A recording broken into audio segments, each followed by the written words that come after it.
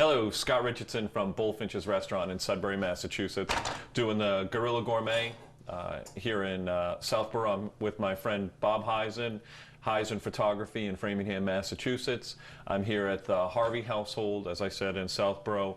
Nina, Carl, and Kelsey. Nina's friend Audra is here also. They do not want to be filmed. They're in the witness protection program or something like that. I'm not quite sure what's going on, but if you do hear voices off to your right, my left, it is Nina and Audra.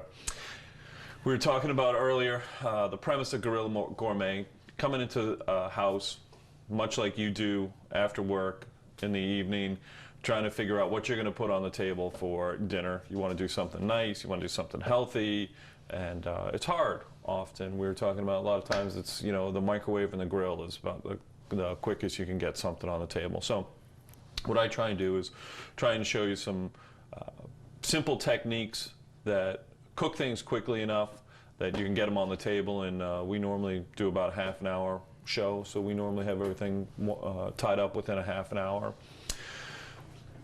We were also talking about kind of teaching people how to be a cook and how to look at things, and I think one of the things that I think about when I think about putting stuff together, think about a vegetable, a starch, and a protein for dinner.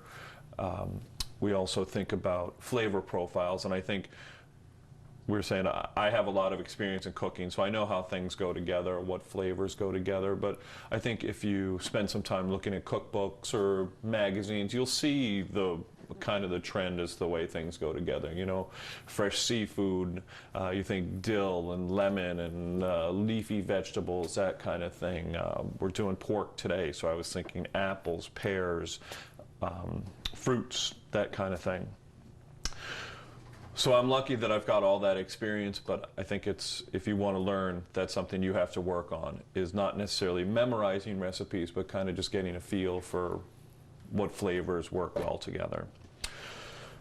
So what did I found? I found pork chops, I found some pears, we're going to use a little bit of dried cranberries, we're going to poach the pears with a little bit of port and dried cranberries, and then we'll make a little sauce from the poaching liquid. One of my favorite vegetables, roasted carrots. We're going to roast some carrots with some fresh scallions, and we've got some little baby bakers that we're just going to make some quick, we call them crashed potatoes at the restaurant. Very simple, easy to do. All right. Like we said before, a lot of times the question is, how do I make sure it all comes together at once? So I always try and think backwards, I try and think to myself, what's going to take the longest? Generally, if it takes the longest, that's what I will start with first, the thing that takes the longest. So obviously, in this setup, what do you think is probably going to take the longest? Potatoes. So that's the first thing we're going to do. Throw them in a pot, get some water on them, and get them boiling. This is, like I said, very simple recipe. We're going to boil them up, we're going to drain them, we're going to put in some butter, some cream, some salt and pepper. Done deal. And you always boil potatoes in cold water, correct? You start them off. Start them in cold water, yeah. So they cook evenly and not all mushy on the outside. Yes, thank you, Bob.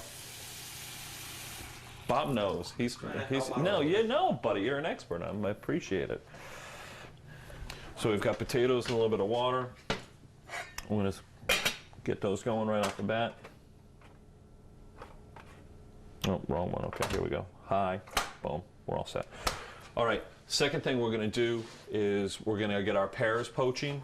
So I'm going to peel some pears really quickly. Now what I've got in the pot over there is I've just got some water and a little bit of port. Another reason I'm poaching these is they're not quite ripe, and poaching will soften them up a little bit for us.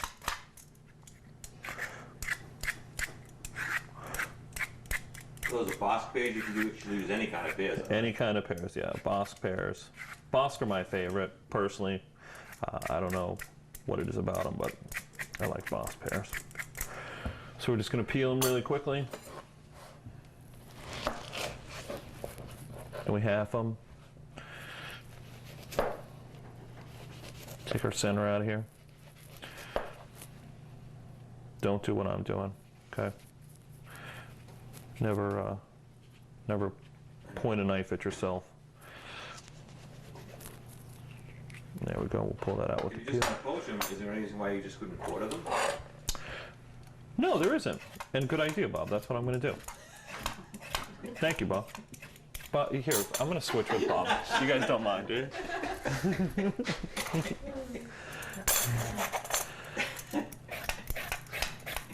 Sometimes, you know what I'm used to doing is like sometimes when you do a poached pear for dessert, it's nice to have it as a half so that you can empty out the insides and fill it with, like I've done in the past,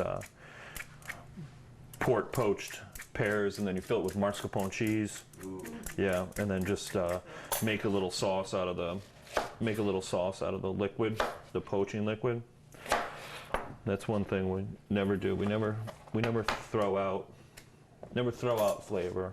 You know, we're gonna poach these pears in that poaching liquid, and there's gonna be lots of pear flavor left over, and we don't want to waste that. We're gonna use that as a base for our sauce for our pork chops, boneless pork chops.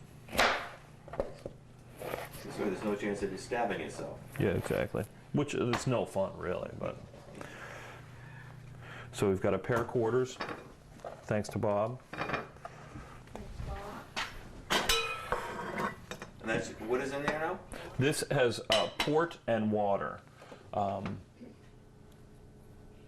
Generally when you're poaching, if you're using liqueurs or anything like that, generally don't have to use total port, you know what I'm saying? Mm-hmm. Just a hint of port and water will be fine. Yeah, just a little bit to flavor, exactly. I almost dropped my knife. You guys learned at cooking class, right? What you do with a drop knife? Step back. Step away, jump as far away from it. I know it's, we spoke about it in the past. It's a tough habit to break because I always think about like when a pen's rolling off a desk or something like that, your natural reaction is to grab it. But don't do that when it comes to a knife. Jump away from it.